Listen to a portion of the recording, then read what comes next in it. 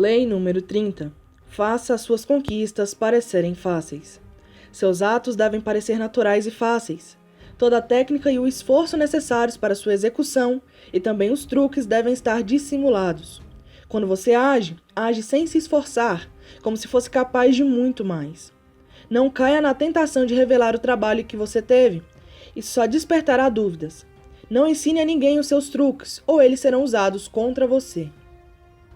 Como uma pessoa de poder, você deve pesquisar e praticar exaustivamente antes de aparecer em público, no palco ou outro lugar qualquer. Jamais exponha o suor e o esforço por trás da sua pose. Há pessoas que pensam que essa exposição mostrará que são honestas e diligentes, mas na verdade só parecerão mais fracas, como se bastasse a prática e o esforço para qualquer um fazer o que elas fizeram, ou como se não estivessem à altura da tarefa.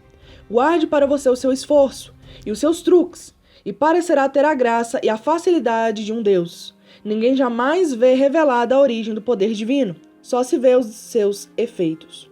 A humanidade teve as suas primeiras noções de poder com os primitivos confrontos com a natureza. Um relâmpago riscando o céu, uma súbita enchente, a rapidez e ferocidade de um animal selvagem. Essas forças não exigiam pensamento, nem planejamento. Elas nos assombravam com a sua repentina aparição, sua graciosidade e seu poder sobre a vida e a morte. E este continua sendo o tipo de poder que estamos sempre querendo imitar. Usando a ciência e a tecnologia, recriamos a velocidade e o poder sublime da natureza. Mas falta alguma coisa. Nossas máquinas são barulhentas e desajeitadas. Elas revelam o esforço que fazem. Até as melhores criações da tecnologia não anulam a nossa admiração por coisas que se movem rápida e facilmente. O poder que as crianças têm de nos fazer ceder às suas vontades vem de um tipo de encanto sedutor que sentimos na presença de uma criatura menos reflexiva e mais graciosa do que nós. Não podemos voltar a esse estado, mas se pudermos criar a aparência desse tipo de facilidade, despertaremos nos outros a reverência primitiva que a natureza sempre evocou na humanidade. Um dos primeiros escritores europeus a expor este princípio vinha de um dos ambientes mais antinaturais, a corte renascentista. Em O Livro do Cortesão, publicado em 1528, Baldassare Castiglione descreve os modos altamente elaborados e sofisticados do perfeito cidadão palaciano.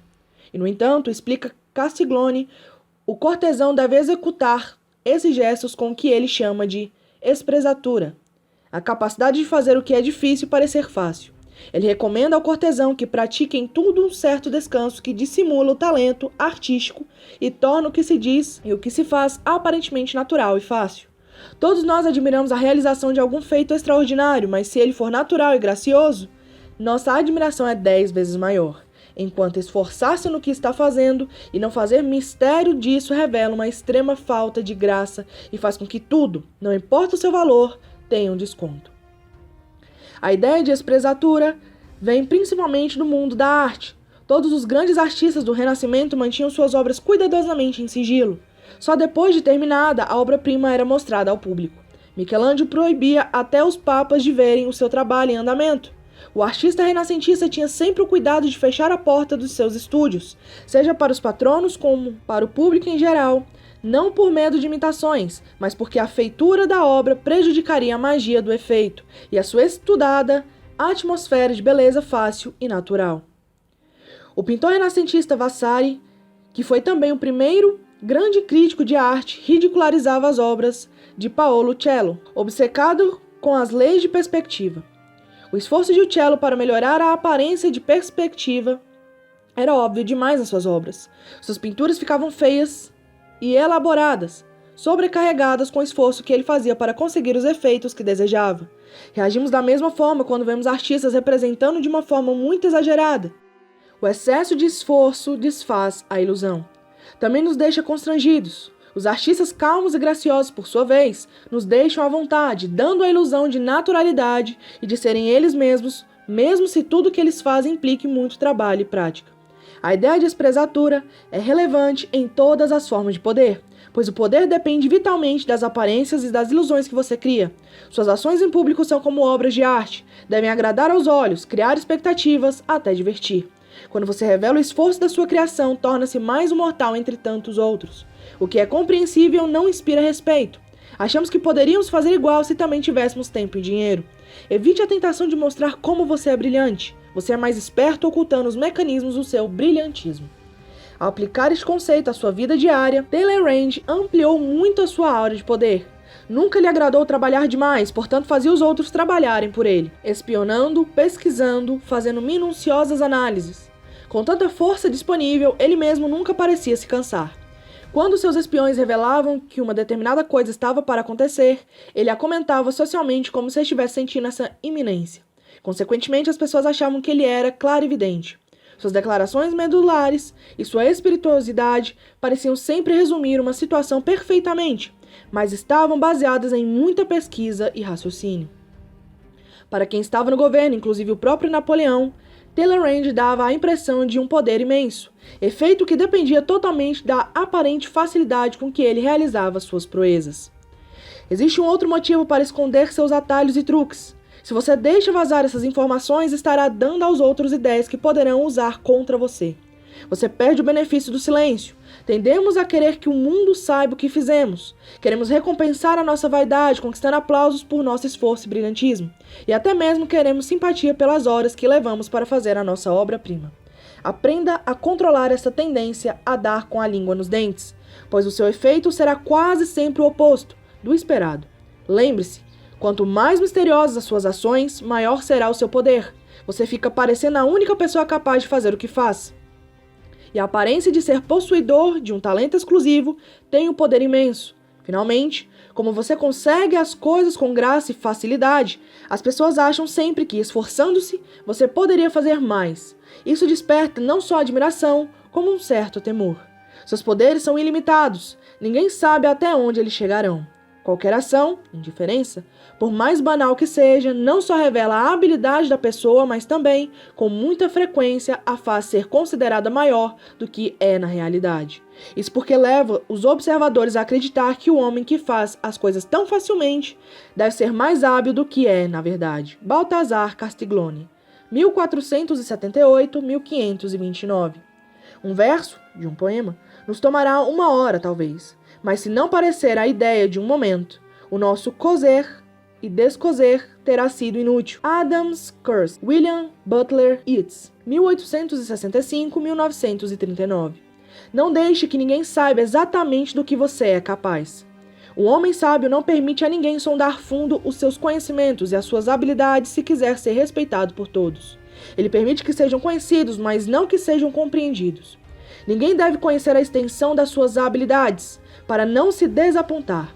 A ninguém ele dá a oportunidade de compreendê-las totalmente, pois suposições e dúvidas quanto à extensão dos seus talentos evocam mais respeito do que saber precisamente até onde eles vão, para que sejam sempre excelentes. Baltazar Gracian, 1601-1658.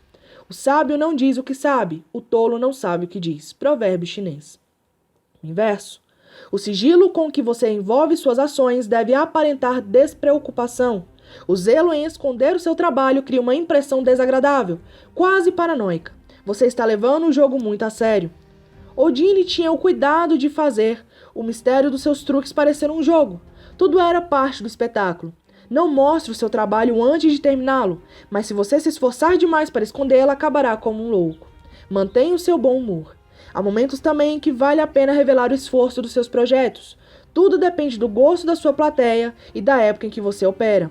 P.T. Barnum percebeu que o público queria participar dos seus espetáculos e adorava entender os seus truques. Em parte, talvez, porque ao espírito democrático americano agradasse desmascarar implicitamente quem ocultava das massas a origem do seu poder. O público também apreciava o humor e a honestidade do showman. Barnum chegou ao exagero de publicar as suas próprias mistificações na sua popular autobiografia, escrita no auge da carreira. Desde que a revelação parcial de truques e técnicas seja cuidadosamente planejada e não resulte de uma necessidade incontrolável de dar com a língua nos dentes, é o máximo de esperteza. Dá à plateia a ilusão de ser superior e de participar, mesmo que grande parte do que você faz ninguém veja. Lei número 31. Controle as opções. Quem dá as cartas é você. As melhores trapaças são as que parecem deixar ao outro uma opção. Suas vítimas acham que estão no controle, mas na verdade são suas marionetes. Dê às pessoas opções que sempre resultem favoráveis a você. Force-as a escolher entre o menor de dois males, ambos atendendo ao seu propósito. Coloque-as num dilema. Não terão escapatória. Palavras como liberdade, opções e escolha evocam possibilidades muito além dos seus reais benefícios. Examinando bem as nossas opções, no mercado, nas urnas, rios e empregos, tendem a ser incrivelmente limitadas. Quase sempre trata-se de escolher entre A e B. O resto do alfabeto não entra. No entanto, se houver a mais leve miragem de opção lá longe, raramente tentamos ver as que faltam. Nós escolhemos acreditar que o jogo é limpo e que mantemos a nossa liberdade. Preferimos não pensar muito no alcance da nossa liberdade de escolha. Essa falta de vontade de sondar a limitação das nossas opções vem do fato de que a liberdade em excesso gera ansiedade. A frase opções limitadas soa infinitamente promissora, mas na verdade as opções ilimitadas nos deixariam paralisados e perturbariam a nossa capacidade de optar. O nosso leque reduzido de opções é confortável. Com isso, o esperto e o ardiloso ganham enormes oportunidades para trapacear. Quem está escolhendo entre duas alternativas acha difícil acreditar que está sendo manipulado ou enganado. Não vê que você está lhe permitindo uma pequena porção de livre-arbítrio, em troca de imposição muito mais forte do que seu próprio arbítrio. Definir um leque estreito de opções, portanto, deve sempre fazer parte das suas trapaças. Existe um ditado: o pássaro que entra na gaiola por sua livre vontade canta melhor. Essas são algumas das formas mais comuns de controle de opções. Disfarce as opções. A técnica preferida de Henry Kissinger como secretário de Estado do presidente Richard Nixon, Kissinger se considerava mais bem informado do que o seu chefe e acreditava que na maioria das situações era capaz de decidir melhor sozinho. Mas, se tentasse determinar a política, ofenderia ou, quem sabe, irritaria um homem notoriamente inseguro. Assim, Kissinger sugeria 3 ou 4 opções de ação para cada situação, e as apresentava de tal forma que a sua preferida sempre parecia ser a melhor comparada com as outras. Seguidas vezes, Nixon mordeu a isca, jamais desconfiando que estava sendo induzido por Kissinger. Era um artifício excelente para usar contra o mestre inseguro. Force o resistente. Um dos principais problemas enfrentados pelo Dr. Milton Erickson, pioneiro da terapia pela hipnose na década de 1950, era a recaída. Seus pacientes pareciam estar se recuperando rapidamente, mas a aparente suscetibilidade à terapia mascarava uma profunda resistência. Eles voltavam logo aos hábitos antigos, culpavam o médico e não procuravam mais. Para evitar isso, Erickson começou a mandar que alguns pacientes tivessem uma recaída, que começassem a se sentir tão mal quanto na hora em que vieram procurá-lo, que voltassem para estaca zero. Diante dessa opção, os pacientes em geral escolhiam evitar a recaída, o que, é claro, era exatamente o que Erickson queria. Esta é uma boa técnica para usar com crianças e outras pessoas voluntariosas que gostam de ser do contra. Force-as a escolher o que você quer que elas façam, aparentando preferir o contrário. Altere o tabuleiro do jogo. Na década de 1860, John Rockefeller decidiu criar um monopólio do petróleo. Se ele tentasse comprar as empresas menores, iam saber o que ele estava fazendo e reagiriam. Em vez disso, ele começou comprando secretamente as companhias de estradas de ferro, que transportavam petróleo. Mais tarde, quando tentava comprar uma determinada empresa e encontrava resistência, ele lembrava que ela dependia das linhas de trem. Recusando-se a fazer o transporte ou simplesmente aumentando as taxas, ele poderia arruinar o negócio deles. Rockefeller alterou o tabuleiro do jogo de tal forma que aos pequenos produtores de petróleo só restaram as opções que ele lhes oferecia. Nessa tática, seus adversários sabem que estão sendo forçados, mas não importa. A técnica funciona com aqueles que resistem a qualquer custo. Opções reduzidas. O marchand do século XIX, Ambrose Vollard, aperfeiçoou essa técnica. Os clientes vinham à loja de Vollard ver alguns Cézanes. Ele mostrava 3 quadros. Esquecia de dizer o preço e fingia cochilar. Os visitantes tinham de sair sem ter decidido nada. Em geral, voltavam no dia seguinte para ver os quadros novamente, mas aí Vollard mostrava obras menos interessantes, fingindo achar que eram as mesmas da véspera. Os clientes desconcertados examinavam as novas ofertas, iam embora para pensar melhor e voltar depois. Mais uma vez a cena se repetia. Vollard mostrava quadros de qualidade ainda mais inferior. Finalmente, os compradores percebiam que era melhor pegar o que ele estava mostrando porque amanhã poderiam ter de se satisfazer com algo pior, talvez até mais caro. Uma variação dessa técnica é elevar o preço todas as vezes que o comprador hesitar. adiando a decisão para o dia seguinte. É uma excelente tática de negociação com os indecisos crônicos, que vão achar que é melhor comprar hoje do que esperar até amanhã. O homem fraco à beira do precipício. Os fracos são os mais fáceis de manobrar, controlando suas opções. O cardeal de Retz, o grande agitador do século XVII, serviu como assistente extraoficial do Duque de Orleans, que era notoriamente indeciso. Era uma luta constante tentar convencer o Duque a agir. Ele hesitava, pensava as opções e aguardava até o último momento, provocando úlceras nas pessoas que viviam à sua volta. Mas Retz descobriu um jeito de lidar com ele. Descrevia todos os tipos de perigos, exagerando ao máximo até que o Duque visse abismos se abrindo em todas as direções, exceto uma, a que Retz o estava forçando a seguir. Essa tática é semelhante à de disfarçar as opções, mas com os fracos você precisa ser mais agressivo. Trabalhe com as emoções deles. Use o medo e o terror para forçá-los a tomar uma atitude. Tente a razão e eles sempre encontrarão um jeito de deixar para depois. Irmãos no crime. Esta é uma técnica tradicional de trambicagem. Você atrai suas vítimas para algum esquema criminoso, criando entre vocês um vínculo de sangue e culpa. Eles participam da sua fraude, cometem um crime ou acham que cometem, e são facilmente manipulados. Serge Stavisky, o grande trambiqueiro francês da década de 1920, envolveu o governo de tal forma nas suas fraudes e trapaças que o Estado não ousou processá-lo e escolheu deixá-lo em paz. É mais sensato envolver nas suas fraudes aquela pessoa que mais poderá prejudicá-lo se você falhar. Esse envolvimento pode ser sutil. A simples suposição de estar envolvidos estreitará suas opções e comprará o seu silêncio. As garras de um dilema. Essa ideia foi demonstrada na famosa marcha sobre Georgia, do general William Sherman, durante a Guerra Civil Americana. Embora os confederados soubessem em que direção Sherman estava indo, eles nunca sabiam se ele atacaria pela direita ou pela esquerda, pois ele dividia seus exércitos em duas alas, e desviando-se de uma, eles enfrentavam a outra. Esta é uma técnica clássica usada pelos advogados nos julgamentos. O advogado leva as testemunhas a decidir entre duas explicações possíveis para o que aconteceu, ambas fragilizando a sua história. Elas têm de responder às perguntas do advogado, mas tudo o que dizem as incrimina. A chave para este movimento é atacar rapidamente, não deixar que a vítima tenha tempo para pensar numa escapatória. Enquanto tentam resolver o dilema, cavam o próprio túmulo. Compreenda?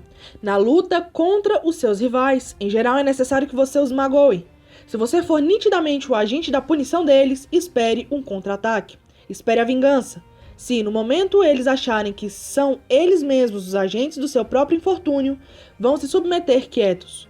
Quando Ivan, o terrível, trocou Moscou por uma cidadezinha no campo, os cidadãos que lhe pediram para voltar concordaram com sua exigência de poder absoluto. No futuro, eles se ressentiram menos com o terror que ele desencadeou por todo o país. Porque, afinal de contas, ele é que lhes tinham dado esse poder. Por isso, é sempre bom deixar que a vítima escolha o veneno e dissimular ao máximo que é você quem está lhe oferecendo. Pois as feridas e todos os outros males que os homens infligem a si próprios espontaneamente e por sua livre escolha são a longo prazo menos dolorosos do que os infligidos por outras pessoas. Nicolau Maquiavel, 1469-1527. Mentiroso. Era uma vez, na Armênia, um rei que, sentindo-se num estranho estado de espírito e precisando se divertir um pouco, enviou arautos por todo o reino proclamando o seguinte: ouçam todos. Aqueles que provar ser o maior mentiroso da Armênia receberá uma maçã de ouro nas mãos de sua majestade, o rei. Gente de todas as cidades e aldeias de todos os níveis e condições, príncipes, mercadores, fazendeiros, sacerdotes, ricos e pobres, altos e baixos, gordos e magros, vieram em multidão ao palácio. Não faltavam mentirosos naquela terra, e cada um contou a sua mentira ao rei.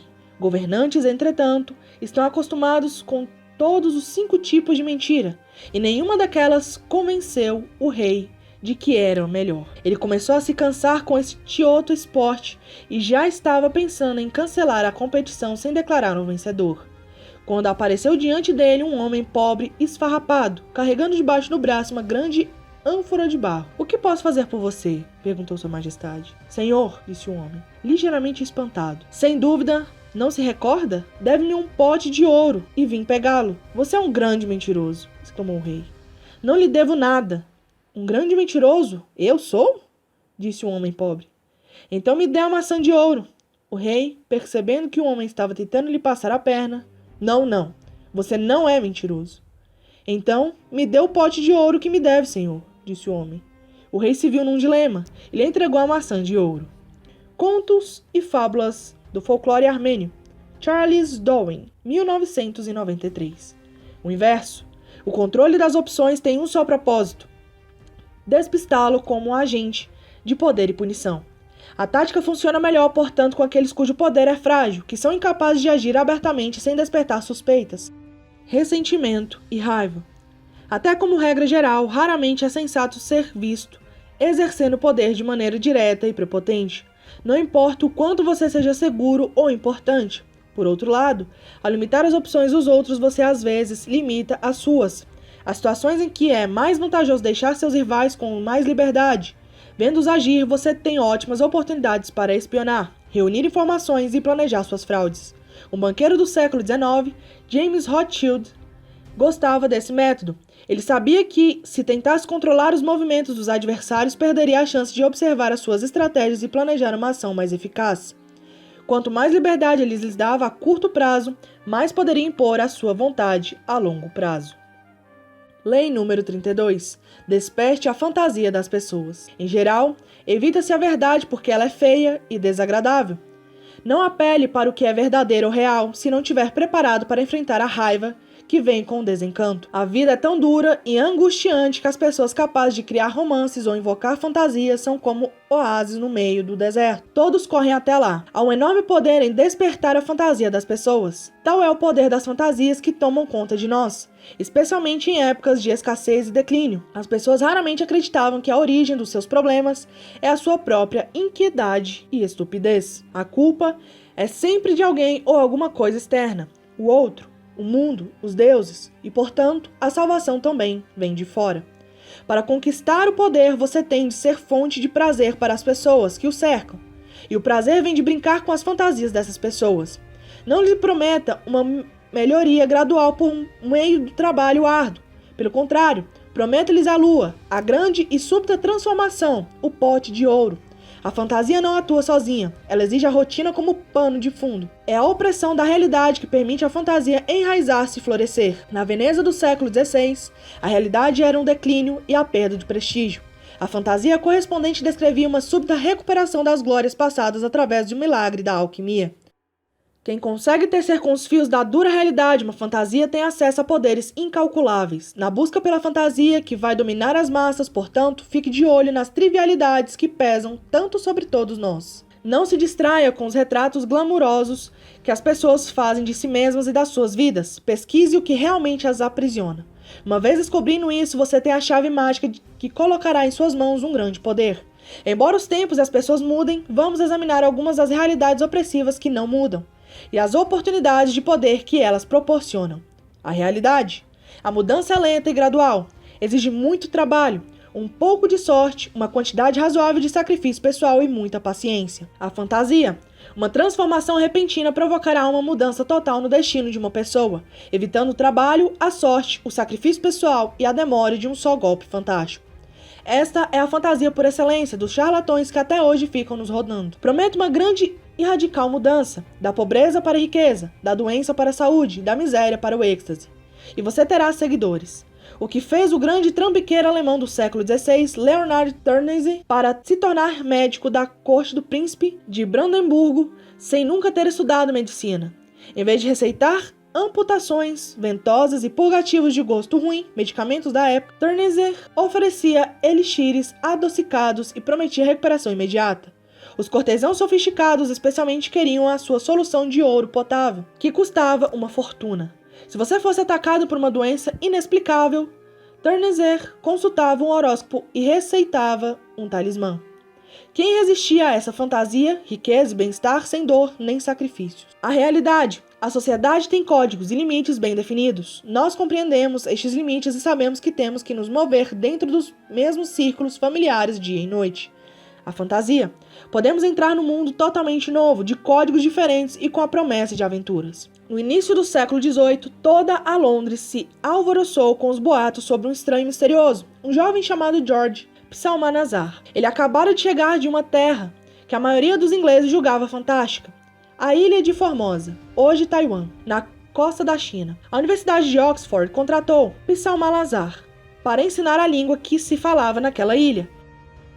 Alguns anos depois, ele traduziu a Bíblia e, em seguida, escreveu um livro, que se tornou logo um best-seller, sobre a história e a geografia de Formosa. A realeza inglesa recebia prodigamente o jovem e ele, onde quer que fosse, divertia seus anfitriões com histórias maravilhosas sobre a sua terra natal e seus costumes bizarros. Quando Psalmanazar morreu, entretanto, seu testamento revelou que ele era apenas um francês com uma fértil imaginação.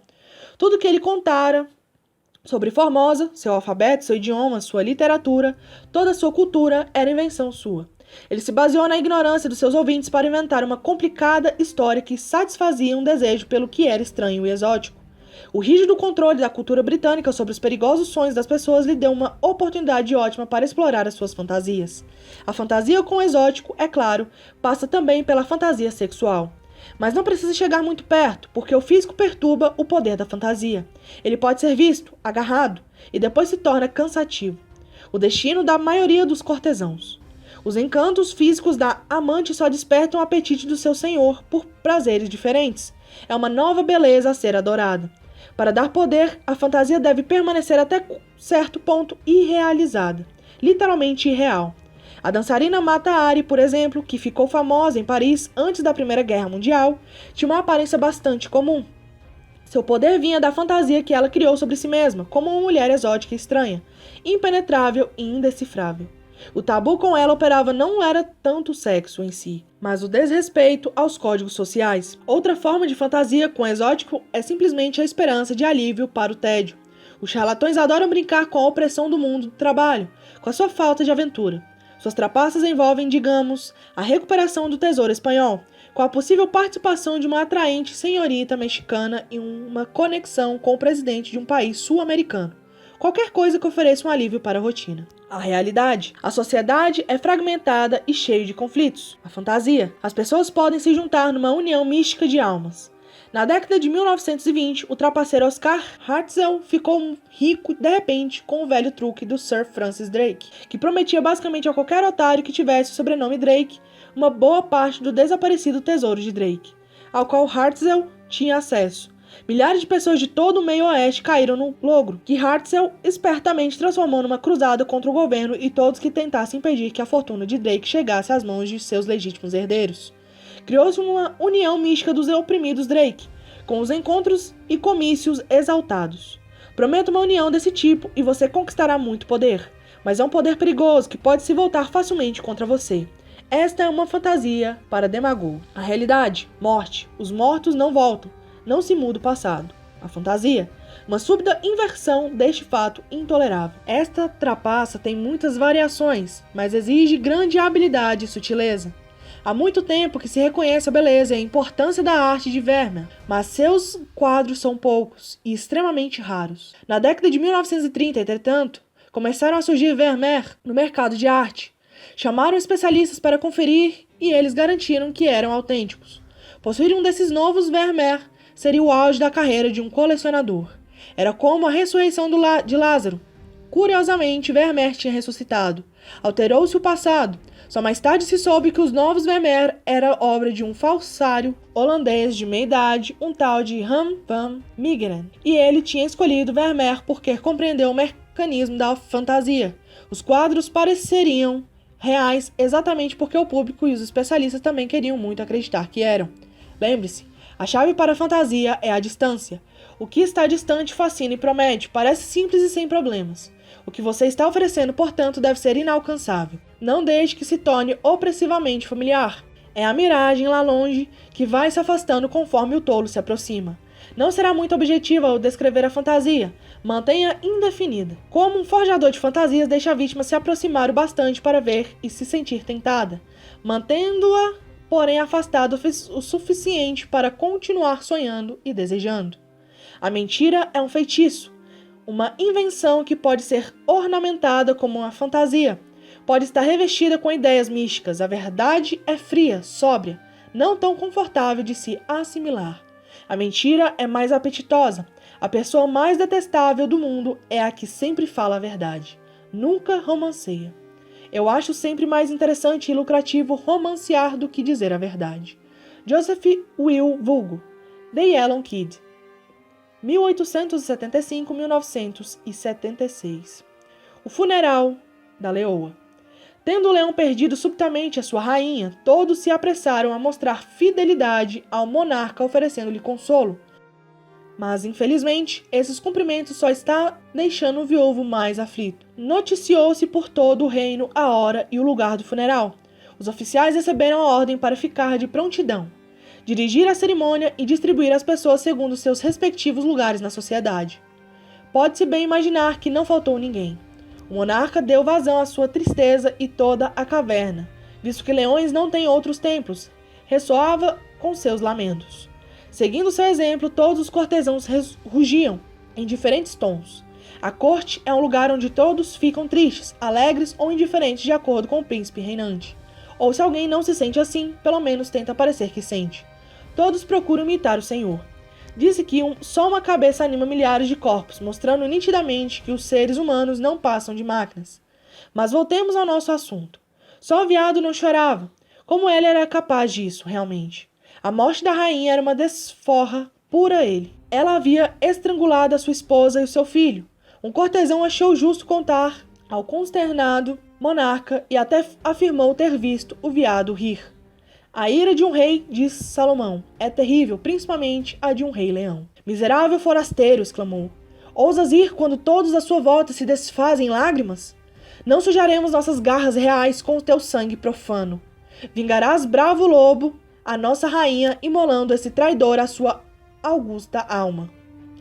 Ao que o veado respondeu, Senhor, já não é mais hora de chorar, a tristeza aqui é supérflua. Vossa reverenciada esposa acabou de aparecer para mim repousando sobre um leito de rosas. Eu a reconheci instantaneamente. Amigo, ela me disse, termine essa pompa fúnebre, faça cessar essas lágrimas inúteis. Provei milhares de delícias nos campos elíseos, conversando com santos como eu.